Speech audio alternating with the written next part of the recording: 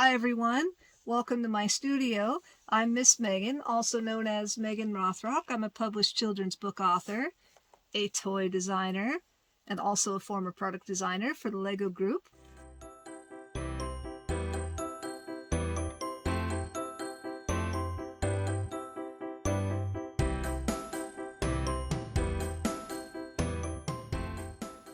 So to get started, we're going to warm up our hands really quick by just scrunching the fingers in and out. This is really good to increase blood flow, and also just gently turn the wrists.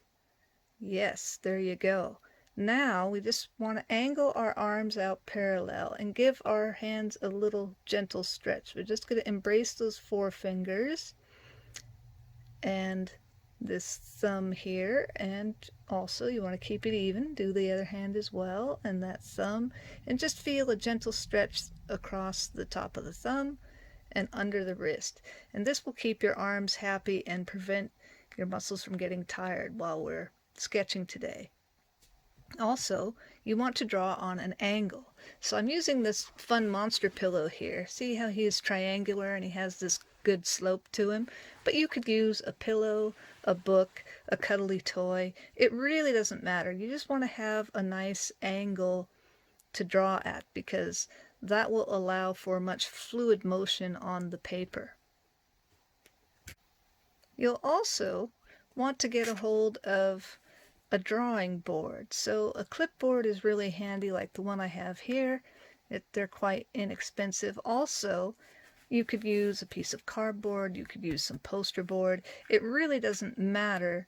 You just want to be able to have something with some rigidity to help keep that paper in place. And you can use single sheet paper like I have here, or a sketchbook. And if you have a clip handy, it's good to anchor it to the board. You'll find that very helpful when working on sketches.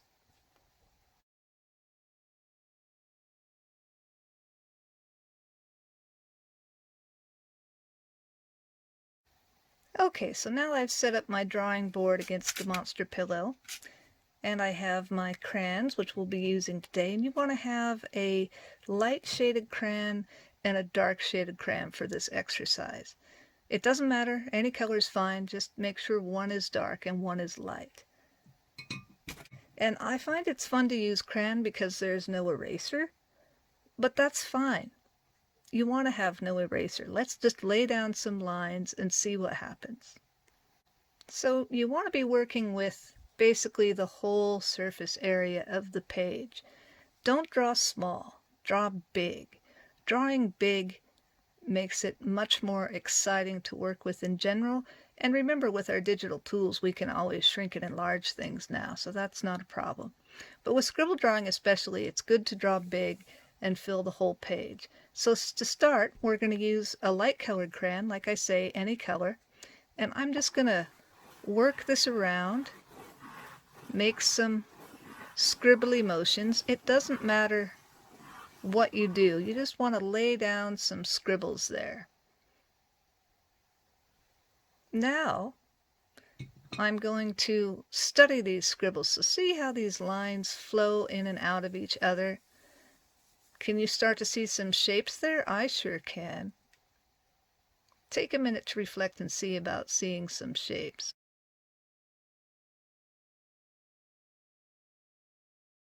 There's an eye coming in through there.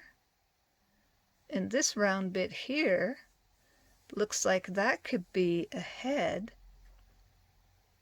And this could be another eye here. And then this could be the whole outer bit of the head. There's lots of possibility there. Oh, I also see a bird coming out through here with a wing.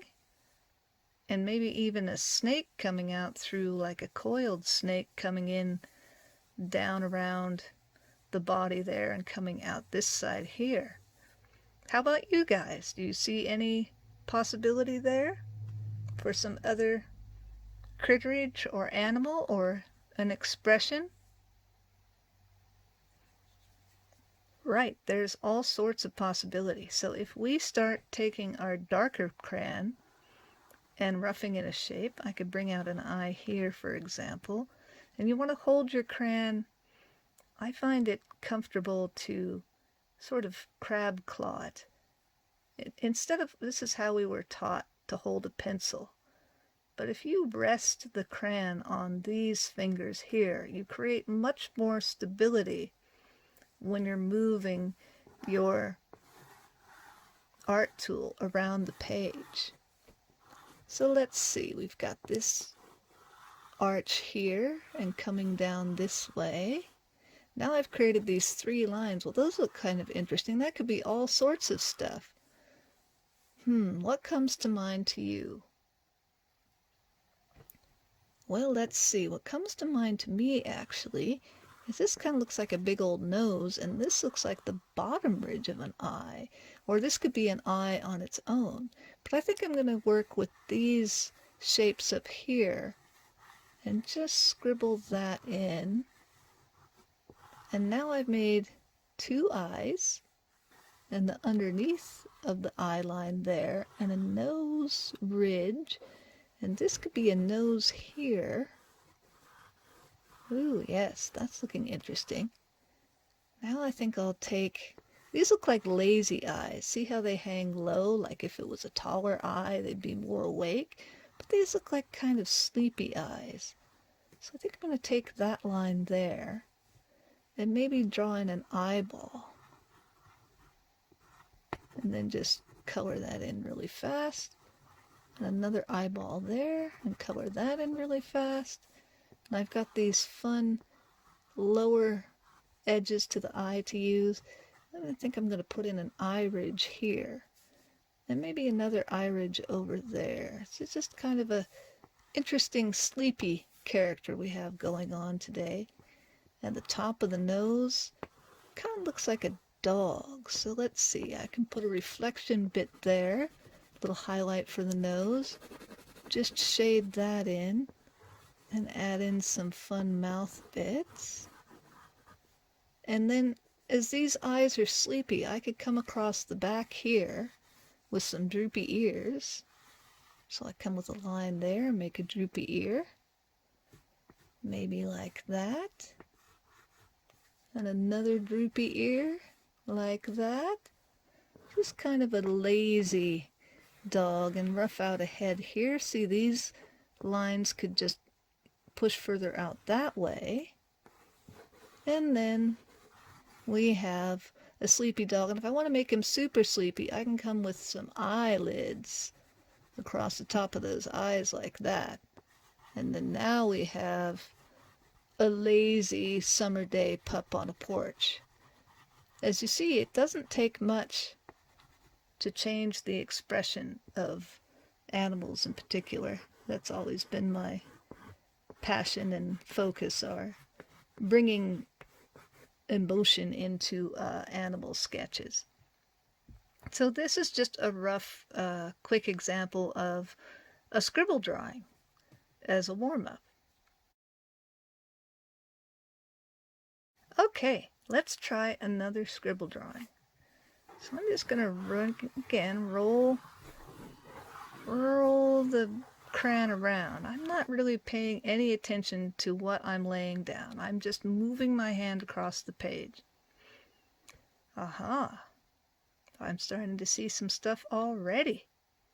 How about you guys? Right. That is a good observation. There is a nice top eye line ridge right up here, and those could actually be ears there. And look how this shape comes out here like a big old nose. Ooh, this looks like a very fun side profile happening right there. Now I could expand on that, or I could dive back into the lines and see if I could see something coming the other way. So let's see. Ooh, well, look at this down here. That's a neat eye there. And that could be an eye there. So you could have like an angry insect going on with these wings behind here. That could be fun. There is all sorts of possibility with this current lay of scribble. Oh, and if we look on this shape here, see how this creates a whole other shape? Well, that could be like a snake, or ooh, maybe the antenna of a snail coming out. There's the head of the snail. There's the shell in the back. There's lots of possibility here. But I think I want to go with my first thought and work on that nice side profile that I've happened to come up with. And the best thing about scribble drawing is it's loose and interpretive. And this is a really great way. This is an old animator's tool. This is one from the traditional animation days. And it is really fun to not only just warm up the muscles, but also work out whole character designs. You can use it for that too. So I like this eye ridge here, how this comes down and that slopes up. That makes for a really fun eyebrow. This is a critter with some serious moxie. Let's see. Look at that eye ridge. Look how that forms a fantastic eye right through there. And this profile is really great, because if I come down here with a nose, maybe pop on a nose on top of there, like that, just this simple triangle shape there. And look how the ridge and the front of the nose comes down this way. Almost like a grin coming up through here. And look at this. Nice big open space there to create a severe grimace. This guy has some serious attitude going on. And I can come in here and make another eye ridge. And as this eye is closer to us, that's going to be bigger. Make this eye ridge here like so. And yeah, this is definitely a fun character with attitude. Now, just by drawing in these eyes and this eye ridge that I have, along with this nose, this guy could be all sorts of different types of animals. What are some thoughts for you? Right, we could turn it into all sorts of things. This big nose on the front, depending on which other ways we take the angles, this could be a dog's nose, a bear's nose, a tiger nose. It could even be something like an otter or even a raccoon. And these eyes could be anything as well. It could even be just a box standard crazy fun monster too. You just never know. There's all sorts of possibility. Depending on what we do with the top of it and what ears we give this guy, that will determine what type of animal it actually is. But we've got this nice bear dog nose, or actually possibly, ooh, how about that, guys? How about a big cat? How about a big cat and a big bridge of a nose? This could be a lion, or, ooh, yes, even a tiger. This big grimacing mouth at the base, or it could be closed. This could just be the under, like a chin. But I like that it's open. I'm thinking that's going to be a mouth open with that big, huge, fantastic perspective on there. That big, huge, grimacing teeth, glinting teeth in there. And I like this chin here. Now again, he could be anything at this point. Pretty much anything with a triangular nose. A wolf, a bear, a tiger, a cougar. There's all sorts of possibility. Or perhaps just a made-up monster.